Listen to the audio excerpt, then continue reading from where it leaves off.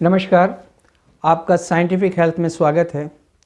आज की video calcium, iron, vitamin D और विटामिन B12 की कमी को कैसे पूरा करें बिना सप्लीमेंट के, इस पे होगी।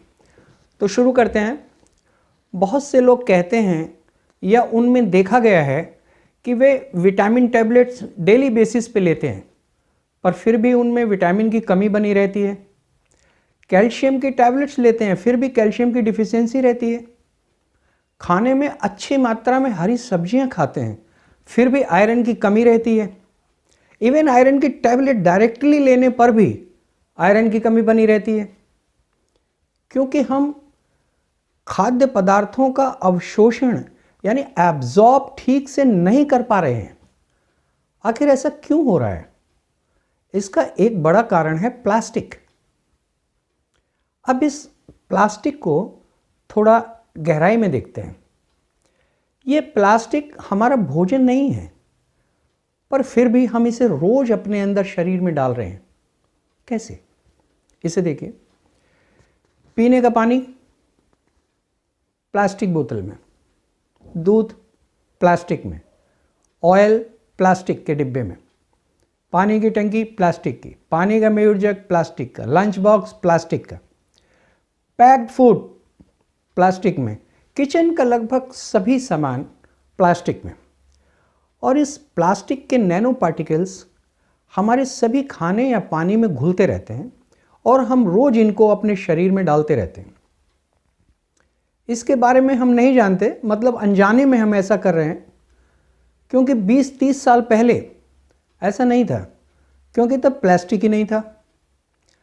अब देखिए, ये प्लास्टिक के नैनो पार्टिकल्स हमारी स्मॉल इंटेस्टाइन यानी छोटी आंत के इनर लेयर में जमते जाते हैं, जहां से खाद्य पदार्थ यानी न्यूट्रिएंट्स अवशोषित किए जाते हैं यानी एब्जॉर्ब, जिस कारण से उनका एब्जॉर्ब होना कम हो जाता है और एक स्थिति ऐसी आ जाती है कि जब एब्जॉर्ब होना बिल्कुल ही बंद हो जाता है।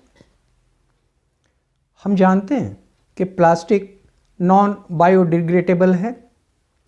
अगर हम प्लास्टिक को ज़मीन में गाड़ दें और 100 साल बाद भी देखें तो वह वैसा ही रहेगा, और जब यह हमारे शरीर में जाएगा तो वहाँ भी डिग्रेड नहीं हो पाएगा, और धीरे धीरे यह हमारी स्मॉल इंटेस्टाइन यानी छोटी आंत की अंदर की सतह पर एक लेयर फॉर्म कर देगा, जिसके बाद हम खाद्य पदार्थों को पूर्ण रूप से एब्जॉर्ब नहीं कर पाएंगे। वैसे तो हमारा भोजन ही ठीक नहीं है, ऊपर से जो न्यूट्रिएंट्स उसमें हैं भी, वह भी एब्जॉर्ब नहीं हो पाते इस प्लास्टिक की वजह से। तो अब ये प्लास्टिक आपकी जानकारी में है, तो इससे अपना बचाव कीजिए एक अच्छे स्वास्थ्य के लिए। ध्यान रखिए, लिक्विड्स में यानी पानी और ऑयल में इसके नैनो पार्टिकल ज़्यादा घुलते हैं, और बाजार में तो अचार वगैरह सभी प्लास्टिक पैक में ही आते हैं, जिसमें और भी ज़्यादा प्लास्टिक घुलती है, क्योंकि वह एसिड है।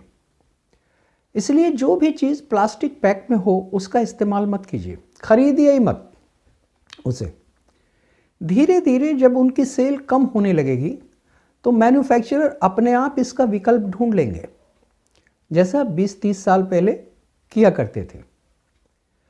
अब आते हैं कैल्शियम, आयरन, विटामिन डी और विटामिन B12 डिफिशियंसी के सिंपल सॉल्यूशन पर बिना सप्लीमेंट के। तो आयरन डिफिशियंसी के लिए अच्छा साधन है गाजर और चुकंदर का जूस। इसमें थोड़ा सा आंवला या अमरूद का जूस मिलाकर पीना चाहिए, क्योंकि आयरन एब्जॉर्प्शन के लिए थोड़ी सी सावरनेस, खटास जरूरी है, और इसे खाली पेट पिएं सिर्फ 1 महीने तक।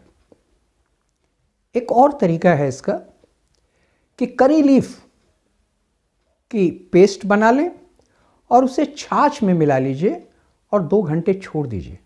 2 घंटे बाद उसे पी लीजिए। इससे बहुत जल्दी आयरन की कमी पूरी हो जाएगी।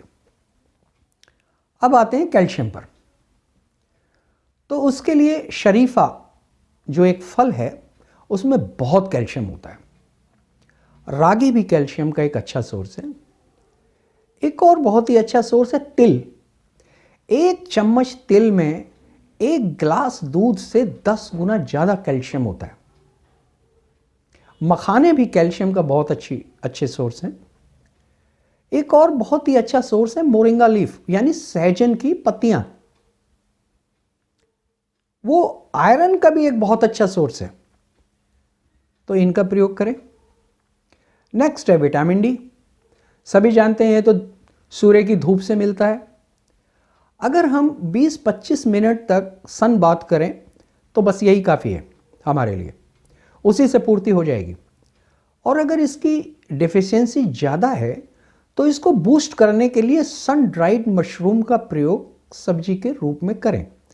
इसके लिए मशरूम को धूप में सुखाकर रख लीजिए। 1 या 2 दिन में ये पूरी तरह से सूख जाता है धूप में। और जब सब्जी बनानी हो तो 2-3 घंटे पहले इसे पानी में सोख कर लीजिए, फिर सब्जी बनाकर इस्तेमाल कीजिए, जिससे बहुत जल्दी आपकी विटामिन डी की कमी पूरी हो जाएगी।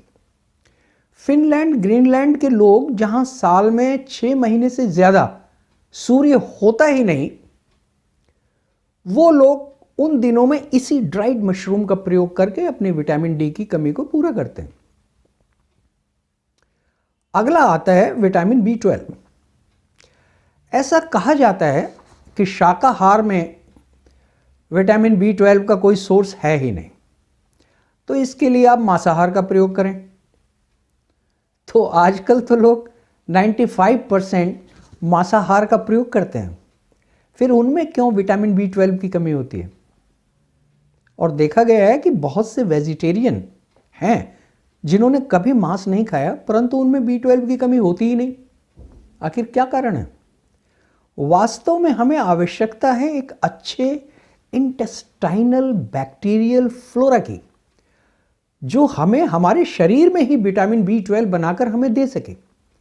तो उसके लिए हमें अच्छी मात्रा में प्रोबायोटिक फूड्स खाने चाहिए, जिससे गुड बैक्टीरिया ज़्यादा से ज़्यादा डेवलप हो सके, हमारे लिए B12 तैयार कर सके।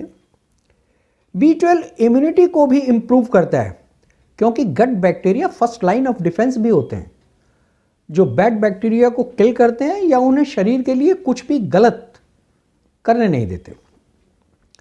तो इस कार्य के लिए हमें खाने में फर्मेंटेड फूड का इस्तेमाल ज़्यादा से ज़्यादा करना चाहिए, जैसे इडली, डोसा, दही, छाछ। और इनमें भी सबसे अच्छा है पोरेज, फर्मेंटेड, यानी दलिया, फर्मेंटेड दलिया। इसे आमली भी कहते हैं। इसे बनाने की विधि दूसरी वीडियो में बताई जाएगी। आज के लिए इतना ही। अगर वीडियो अच्छी लगी हो तो प्लीज़ लाइक, शेयर और सब्सक्राइब कीजिएगा। धन्यवाद। नमस्कार।